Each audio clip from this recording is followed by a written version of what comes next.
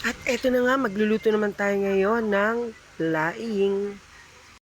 Ayan ang baboy. Bawal natin. Ilagyan na natin yung pangalawang gata. Pasaluan yung tsaka yung ating bagoong. Leia, may itlog ka, wala? Tinawagan ko na kayo.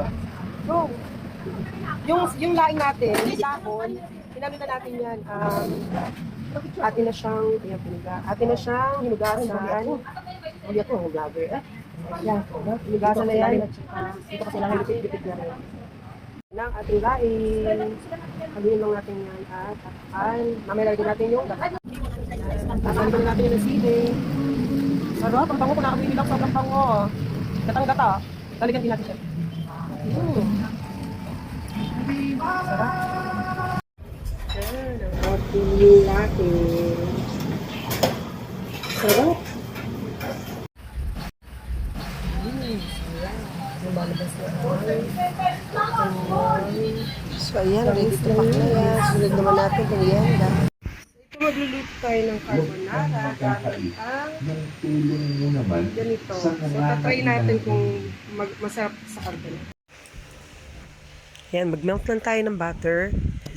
Pag na-melt, pwede na natin igisa lahat ng dapat natin igisa. Yung ating garlic, onion, ating ham, bacon, at yung ating pre-boiled chicken. Timpla na rin ang ating asin at paminta. At ihalo ang ating mushroom. Ilagay na rin natin yung ating carbonara na nakapak na, ready made na siya. So, 3 ganyan ang nilagay natin sa 3 pack ng spaghetti na 700 grams. Naglagay din ako ng nutmeg. At kung nakukulangan kayo sa sauce, dagdagan nyo ng milk or cream. Ayan, ihahalo lang natin ang ating noodles. And ready to pack na. So, sa labas na lang yung kutsara. Sarap. Acceptable sa...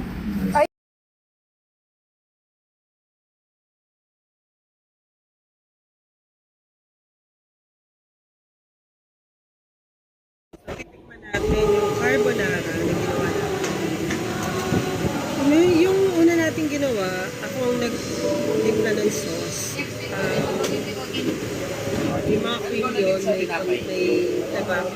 So ngayon, gumamit tayo ng Fiesta na ready-made carbonara. Mas nalagyan ko cheese at saka ano. Kahit anahin nyo na inyo. Sige na, kami na magkakasama. Masarap din.